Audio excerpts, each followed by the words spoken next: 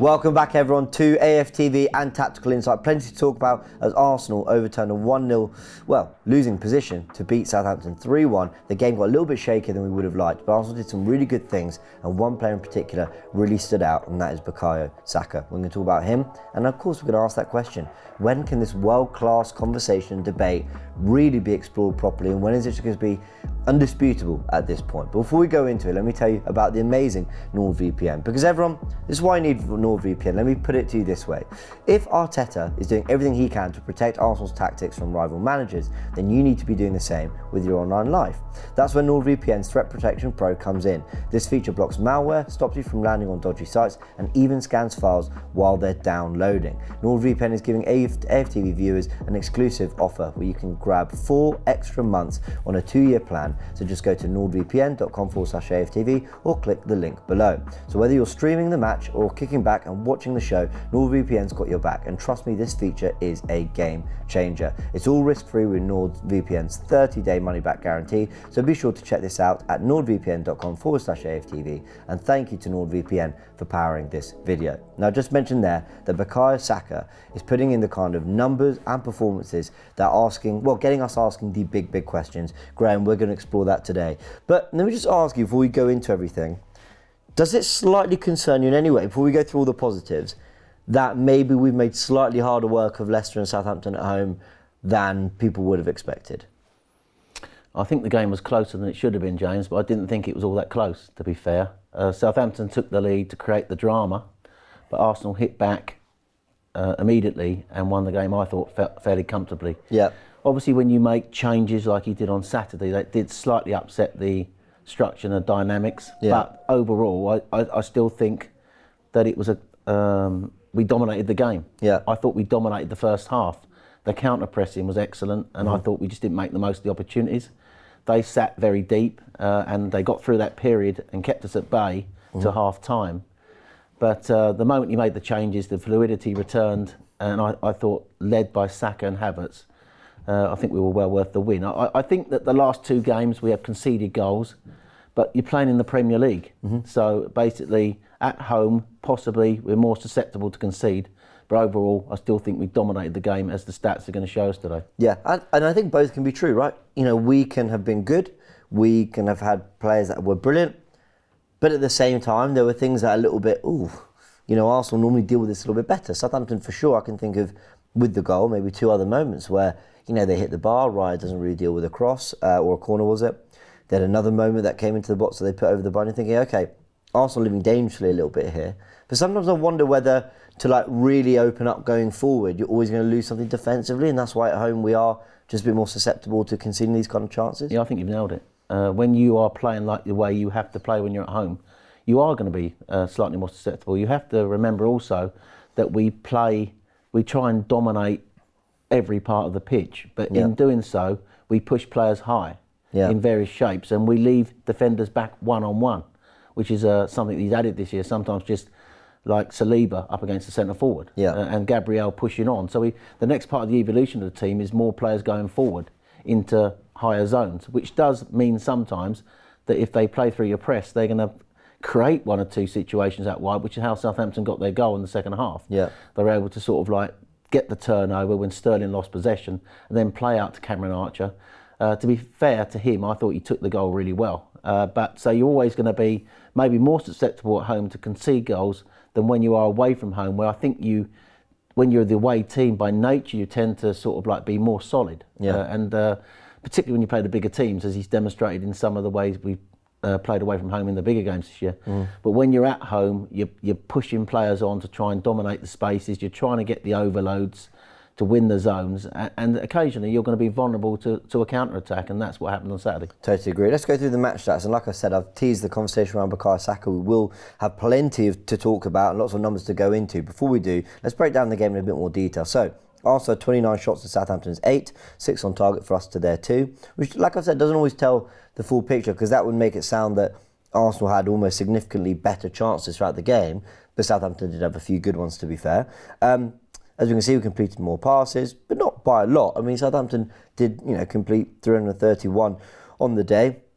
Possession stats of almost 60% to 40%. Let's go to the attacking stats. Obviously, the XG much more in Arsenal's favour. Attacking stats, more final third entries, actually in fact double exactly the final third entries, more deep touches, more zone 14 touches, and a better field tilt. Now more on the field tilt in a second. Let's go to the defensive stats. 15 tackles each, 7 interceptions for Arsenal to Southampton's 8, 9 clearances to their 32, and 7.7 passes per defensive action, which we're going to talk about in good detail today. Why Arsenal, even though people might talk about defensively, Arsenal not being at their best because of the chance Southampton had, we defended in another way very well in this game too. Now, let's look at the field tilt, which you sent over. It's all red.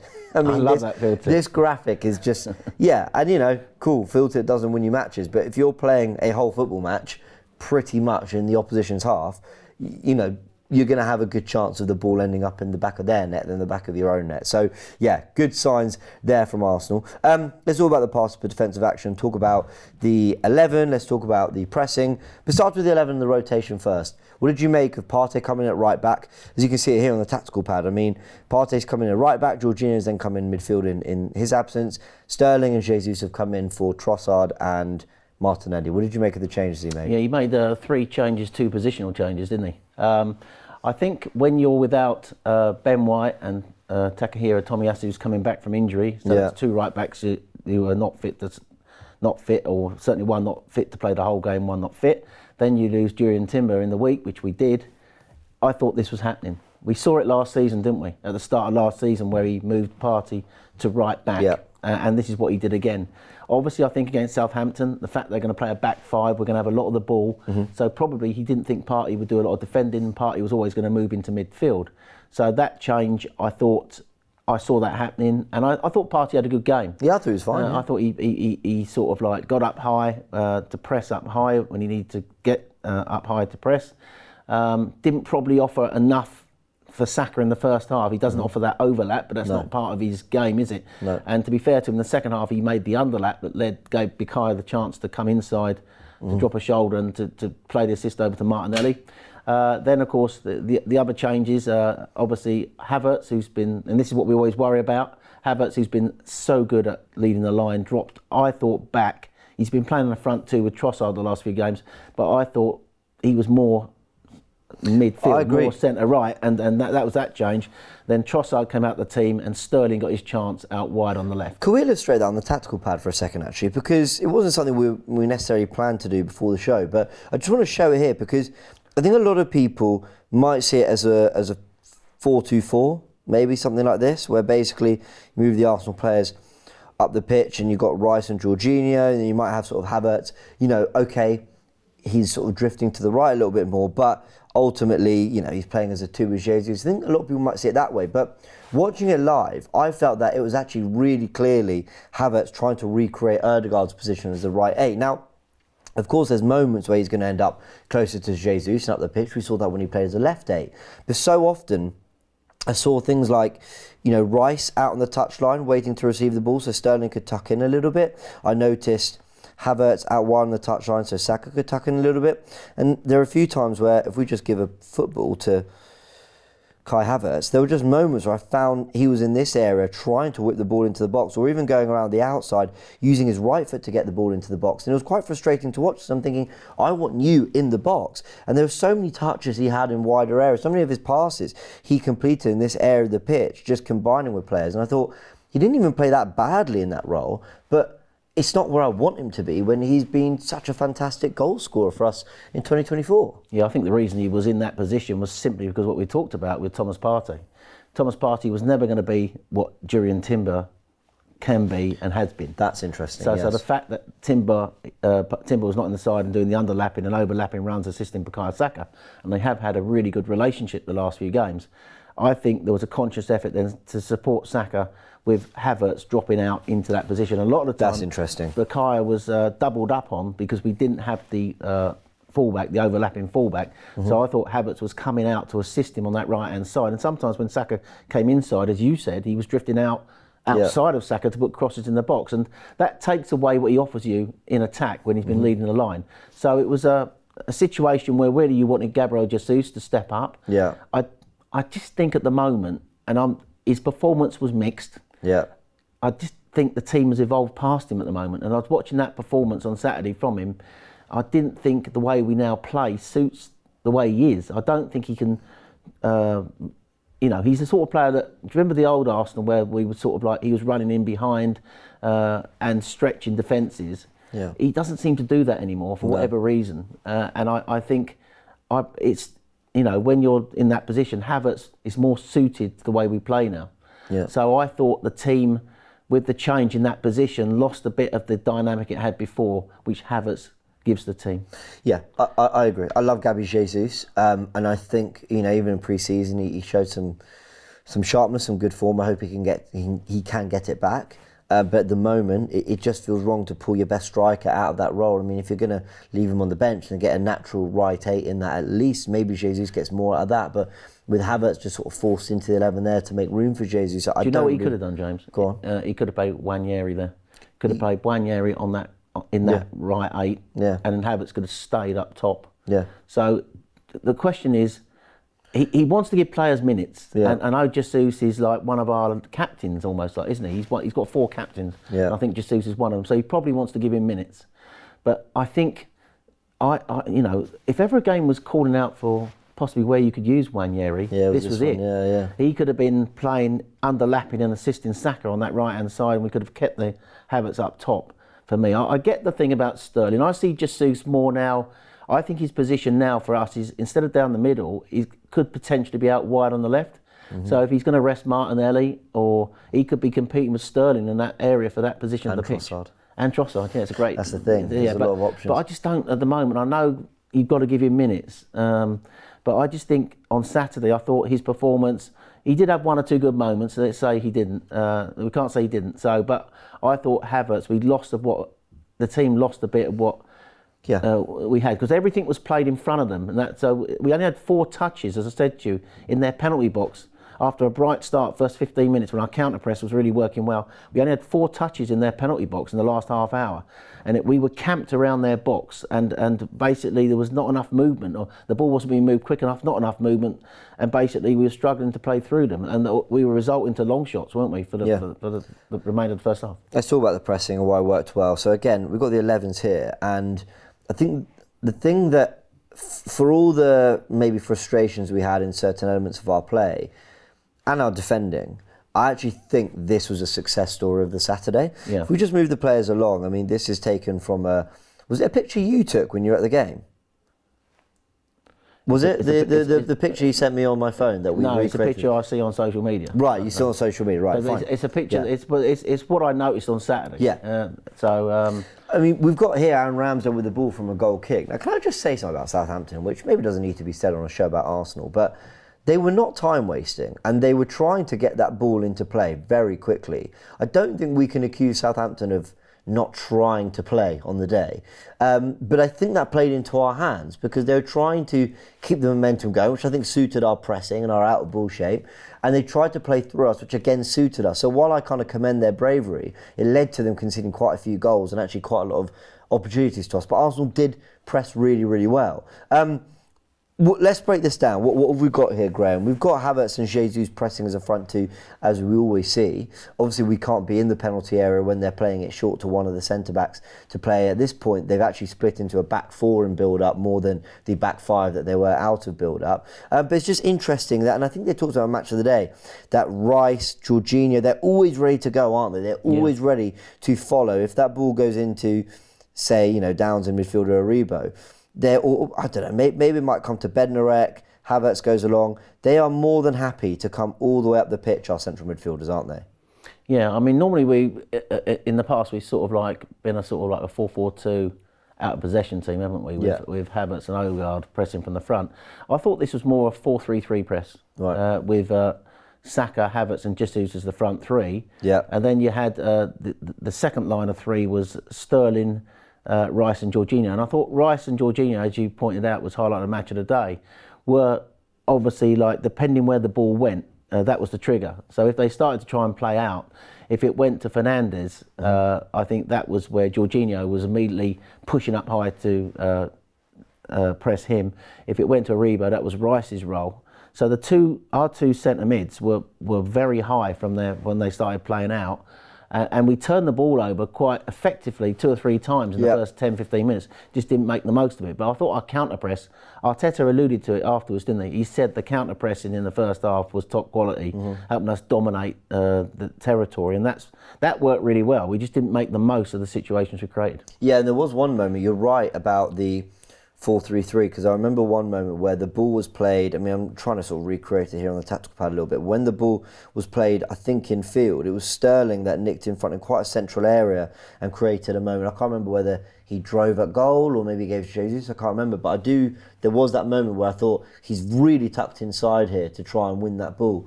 So yeah, it's interesting how Arsenal's pressing shape can be quite flexible with the different teams. I mean, they're so well drilled with it that. I mean, do you know what? So I brought my girlfriend Emma to her first Premier League match to watch this game. Wow. And she's really into sport. She doesn't watch much football, a little bit, but not loads. But like, we were watching it and she was saying, we were pressing, especially the first half, you could notice. But the minute they crossed a certain point, she was like, wow, they're so organised. Because you could see so clearly the 4, and the 2. And we went from just this high press all the way back. And it's just like, we're doing it so well to a point where people are just like, that looks so organised, doesn't it? You know, we just have this defensive shape, whether we're right up the pitch or right at the back. Just this constant, it's so clear, the shape that Arsenal have. And I think, again, while there were elements of this performance to be critical of, I still think there's so much defensively, despite conceding the chances, that was impressive about Arsenal. Yeah, I think that we were really top quality in that first half, the way we dominated, talk about the field tilt, for example. We kept them literally pinned in, we suffocated them. Yeah. And the whole game was literally played in their half, in that first half. And you are right, the way we're set up in zones and the way defensively we're structured, we're perfect for being able to control the football game. We don't allow teams to get out. And the only thing that disappointed me was that when we're dominating like that probably I think we should move the ball a little bit quicker. And I think obviously with players coming into the team, I thought Sterling, for example, was guilty of once or twice hanging on to the ball too long. He's, to be fair to him, he's only just got in the team. And I thought Gabby Jesus, I just want to see a bit more movement from him, a bit more movement. But yes, we sort of like, Arteta was really pleased with the first half performance, but it was a stalemate at half time. Sure, yeah. And we hadn't broken them down. And, it was a little bit of concern, because for all our dominance, and I thought Saka had a very good first half, although they were doubling up on him. I thought Walker-Peters was tucked inside to help the fullback Manning, and they were getting across, but he still had some bright moments. But we only got one shot on target in the first half, and that was right at the end of the first half from Thomas Partey. So for all our dominance, we only had the one shot at target in the first half, which Ramsdale saved. And we then go 1-0 down in the second half, early in the second half. I'm glad it was early in the second half. Yeah. Look, I don't think there's much to be said. Saliba could do a little bit better maybe, but I do think there's a slight deflection maybe on the shot that takes away from Raya. Maybe I'm being too harsh on Archer. I mean, from the angle I saw, it looked like maybe I didn't think there was a deflection. I think he shifted it onto his right foot and bent it into the corner. I thought it was a really good finish. My apologies. Maybe he didn't get close enough to him quick enough. I think the only thing he can, when the ball works its way out into that position, I think he shifts it onto his right foot. Could Saliba have closed him down quicker? But the moment he's got away from him, it's all about the finish. Yeah, it's very good. The finish is top quality. It's very good from Archer. Yeah. Let's just go to Kai Havertz's goal though, because we were talking about the counter pressing, and that's why I've sort of been lauding it up in the first 15-20 minutes of this video, because I'm sort of trying to make the point that you can easily put it down as like, okay, well done, you chase the ball around the pitch, but it is something that can result to chances, as it did a few times, but it can result in a goal. In this moment here, the Southampton players, they're trying to play out the back, they're trying to play through the lines. And when they do, Saka, Jorginho, Rice and Sterling, again, I think this was mentioned on Match of the Day, but they're just really good at setting traps. And what that basically means is saying to a team, it's giving them a false sense of security. Yeah, you can play that pass. By the way, evidence there is almost the 3-3 that you were talking about in the press. But there's almost moments where you're teasing the team going, go on, you think that pass is on. But with our athleticism and our reading of the game, we sort of recognise that there's something we can pick off here. So they've got the ball at the back and they pass it, nice forward pass in, and they play the one pass back. And Saka at this point has read that there's a chance to nick it back here. Jorginho, Rice and Sterling have condensed the pitch a little bit. And Saka just nicks it back, and from that, Kai Havertz lets it run across his body, drags it across the penalty area, and it's a really, really, really great finish. But I don't want the work of, even though they probably didn't really do too much in that moment, I don't want the work of these four to go unnoticed. For sort of recognise there was a moment to squeeze Southampton, force them into an error because he tries to play the ball wide to the left back, left wing back. Saka's read it, he was doing that all game, and give it to Kai Havertz, who just said, that's it, I can't be bothered to be 1-0 down anymore. I'm just going to wallop it into the back of the net. And it's a great finish. Yeah, I think Southampton may be a little bit guilty, a little bit of overconfidence. I think that sometimes when you're defending in a game and you're setting your game plan and then you take the lead, maybe subconsciously you gain a little bit of confidence in the game and you start doing something that maybe you wouldn't have done before. Yeah. And I thought Saka was alive to the situation. But it's all about Saka, I think, stepping up at that key moment. We're going to talk about his performance, and he's the one who I think is building the foundations again for this title challenge this year. The way he alive to the situation, he wins that ball back, and it's all about purpose for him. His first touch is forward. He recognises Havertz's position, and he plays it with intent. Now, what I loved about it, as you said so well when you were describing the goal, is he allows it to run across his body, Havertz. And when he allows it to run across his body, then he's able to carry it, and that is a top quality finish past Ramsdale. A real top quality finish. Fantastic finish. I totally agree. Now, away from the press, the goal, I just wanted to touch on something we were. Actually, I probably should have mentioned this about 10 minutes ago when we were talking about our shape and everything, but just this from Canon Stats always provides some really fantastic graphics and sort of insight into the game and everything that was going on. You can just see here the first half also split into half as well. So you've got 4 quarter shapes and you just get an idea for the positions of the various players. And Kai Havertz with that goal there that we just sort of illustrated on the tactical pad, it's such a great finish. I want him in those areas where he can shoot. I want him in those areas rather than out of the touchline like we were discussing earlier. You can see here, if you split the game into quarters, that he's there nearer sort of Jorginho, Partey, Saka in the first quarter, then again in the second quarter. In the third quarter, a little bit higher up the pitch, but still drifting to the right. But for that final quarter of the game, even playing behind Leandro Trossard, so still dropping in, but in a much more central area. And he was doing things out on the left and on the right of the game. Of the pitch for the rest of that game, which we just want to see a little bit more of from Kai Havertz when he's on the pitch, not drifting out to the right so much because it just feels like a little bit of a waste of his talent. So I just wanted to illustrate that there via Canon Stats. And now we're going to talk about Bakayo Saka, which is long overdue. I've been hinting at it all video. Bakayo Saka's numbers versus Southampton: 72 touches, 7 shots, 2 on target. He got a goal, 2 assists, 4 big chances created with 7 key passes. He completed 39 out of his 39 passes. That is absolutely phenomenal. He completed 28 out of 31 final third passes as well. 15 touches he had in the opposition box. 11 crosses he attempted with 8 times winning back possession. 7 chances created and 3 duels won as well. There's plenty more to go into. But was he your man of the match? And if so, how good was he? Oh, I absolutely loved his performance, James. Yeah, I think he was the man of the match. What I love about him at the moment, there's a real clarity of mind, accepting of the responsibility and clinical efficiency in everything he does in an Arsenal shirt. He is now our go-to man. I don't watch a lot of European football. I can't believe there's anyone in Europe's top 5 leagues at the moment who's playing as well as what he does, is. And I think already this season, 7 Premier League games, James, that is 7 assists. He's halfway already in 7 games to equaling his best ever return last season of 14 assists. He's now scored 61 goals for the club and 60 assists for us in 236 appearances in the time he's been in an Arsenal shirt. But this season, as if you thought he could, he's almost like gone up another gear. He's dragging the team over the line. He's accepting responsibility when he's the one digging deep when we need him in games, and he's got the cloth on the arm now, and he's got the ball at his feet, and he's showing such leadership on the pitch and all that technical ability. I just think he's at another level now, and I think he's integral to everything Arteta wants on the pitch. He spoke glowingly of him after the game. This was a top quality performance. People were saying that some people were saying that he was quiet in the game. We always say that, me and you, and then we look at the numbers and we know he's not. And he's doing everything. He's the one who's leading that team. He's absolutely phenomenal. And we were talking about him on the Gooniverse podcast, weren't we? And you said to me, well, you asked the question to the three rest of us on the pod. You said, is he world class? When could we start having that conversation? Some of the stats that you sent me, they're world class stats. Well, they start to make you think. Whatever you think is your definition of world class, you got some stats that's starting to answer most of them.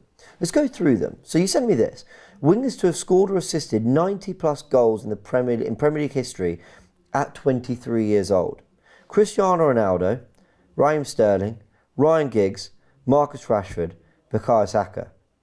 Now, Rashford has at times been put in the world-class conversation, but I know that Ronaldo, Giggs and Sterling certainly have been at one point, and one of those, we're talking about one of the greatest footballers of all time, who got 118 goals or assists by the age of 23. Bakayo Saka, all-time record for Arsenal at 23 years old, 236 appearances with 61 goals and 60 assists. Then you got this that we sent through as well.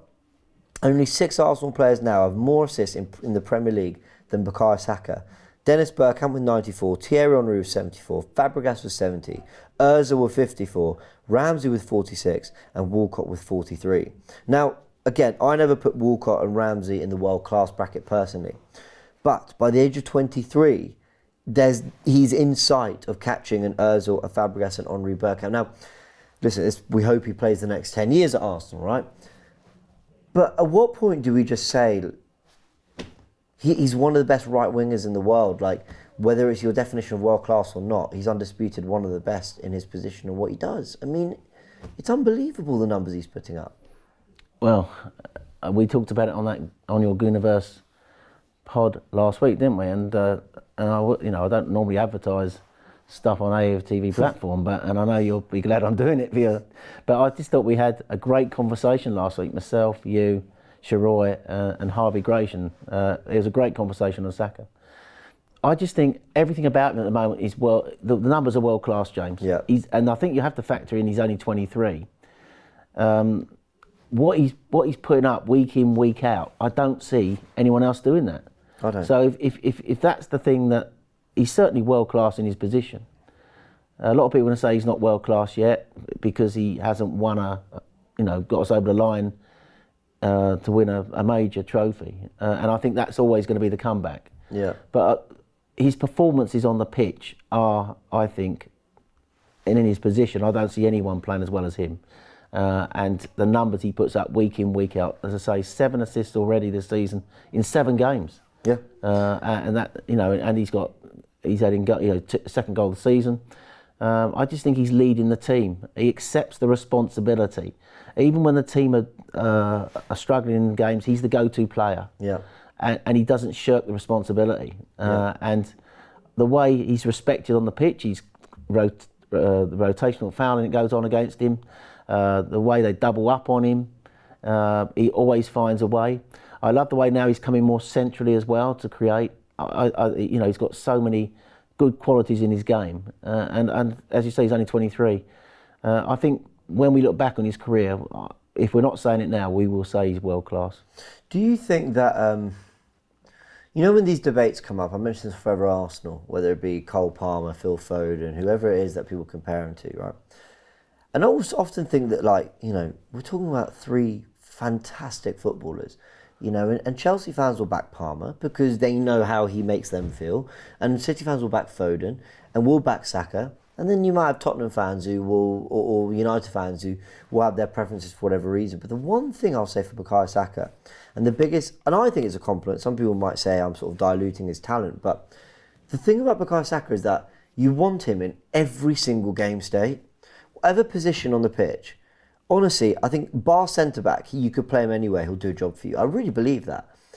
It's why back in the summer when people were mad at Ian Wright for the left-back shout, it's but because he can deliver there, where others, you move them there and they're not going to do that.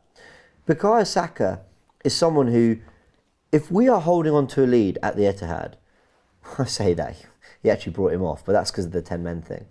But if you're trying to hold on to a lead at the Etihad, if you're trying to turn around a 1-0 deficit to go ahead, if you're playing away at the Bernabeu, if you're playing at home to Southampton, whatever situation you're in, you need to break a deep block, you need to be good on transition, you need to control a game of football, you need to gegenpress, you need to be really deep in your own box.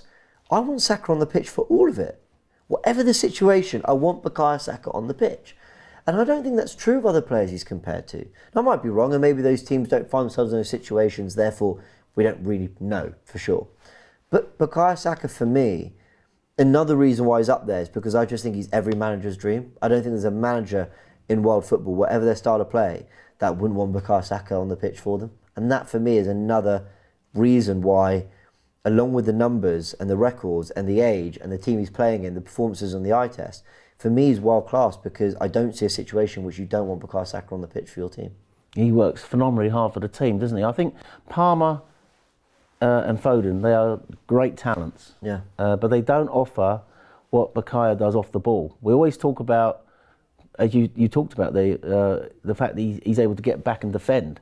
He always gets back and assists his fullback when we're under pressure. Ball recoveries, he's always got high numbers on ball recoveries. He wins his duels. He is pretty much a sort of player who can do everything on a football pitch, and the fact you were having that conversation this summer, I got drawn into that conversation about what Ian Wright was talking about, and promptly took a lot of criticism because I could see him at left wing back, and he was quite right the way he handled it.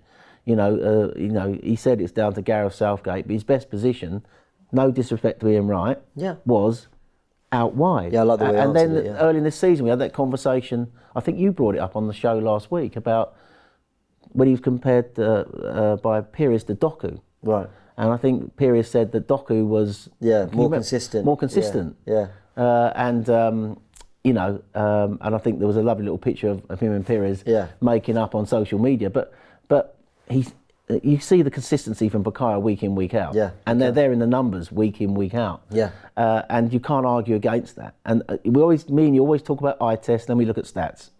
And even when the eye test does not tell us everything, the stats tell us what we probably didn't see. But overall, I just think he's the complete footballer now. And I think very few players offer what he does in so many different facets of the game. Yeah, totally agree. Now, we want to spend a lot of time with Bakayo Saka. Feel he deserves it for that performance, for wearing the armband recently, and just show him some love because we don't want to normalise how brilliant he's being. It's a case of really appreciating and looking at the effort and the output and the quality he's giving us.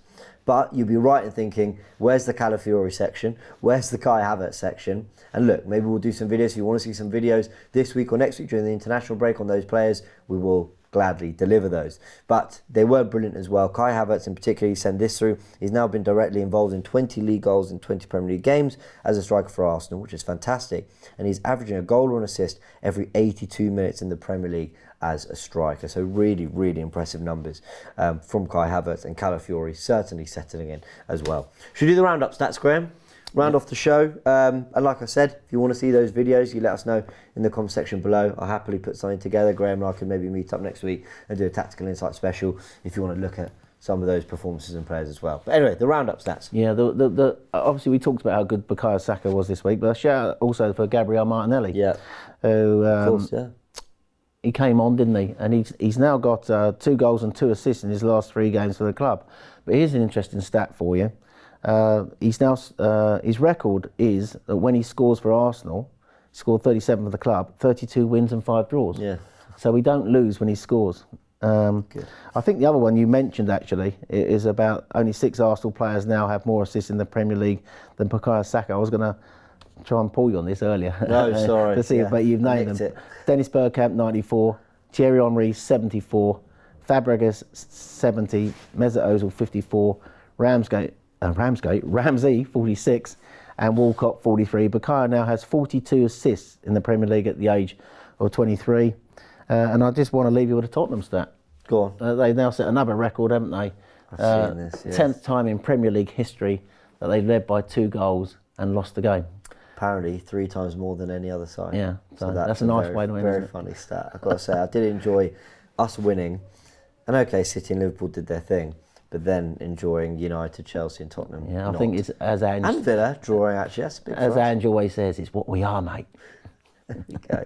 I had to squeeze in some Tottenham content there. Everyone, hope you enjoyed this video, and let me know your thoughts in the comment section below. For the third time, I'm going to mention it. If you want some more in-depth videos around Kai Havertz or the fullbacks, whatever it might be, content for this international break, let us know. We'll happily do the research and look into it as well. And of course, a big thanks to NordVPN as well for powering this video. Everyone, big thanks. See you in a bit.